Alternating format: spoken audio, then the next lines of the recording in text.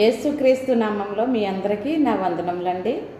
ప్రియులారా, తండ్రి అయిన దేవుని మాటలు మనం బైబిల్లో నుండి కొన్ని మాటలు మనం చదువుకుందాము. మరి యేసుక్రీస్తు వారు సమస్త జనులకి కూడా పిలుపునిస్తున్నారు. నా యొద్దకు రండి, మీకు శ్రాంతిని కలుగు చేస్తాను, విడుదల ఇస్తాను, విమోచన దయచేస్తానని ప్రపంచ ప్రజలందరికీ కూడా తండ్రి అయిన దేవుడు గారు మన గురించికి మరి ఆయన కుమారుణ్ణి భూమి మీదకి పంపించారు. ప్రియులారా, కాబట్టి మరి మత్తయి సువార్త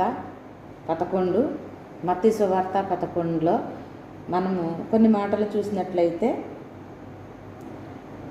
యేసుక్రీస్తు వారి ప్రపంచ జనాలందరినీ కూడా మరి ఆయన యొద్దకు రమ్మని మరి విమోచన, విడుదల, స్వతంత్రము దయచేస్తానని దేవుడు మనకి తెలియచేస్తూ ఉన్నాడు. ఎందుకంటే మనము పాపమనే గాడి కింద మనము ఉన్నాం. ప్రియులారా, పాపమనే ఈ లోక పోగుడులో మనము మరి చిక్కుకున్నాం. కాబట్టి యేసుక్రీస్తు వారు మరి పరిశుద్ధుడు, పాపులను రక్షించడానికి ఈ లోకంలోకి వచ్చాడు. కాబట్టి ఆయన పిలుపు మనందరికీ కూడా దయచేస్తున్నాడు. 11:28 మనం చూసినట్లయితే మత్తయి సువార్త 11:28 ప్రియులారా, కొన్ని మాటలు మనం వివరించుకుందాం.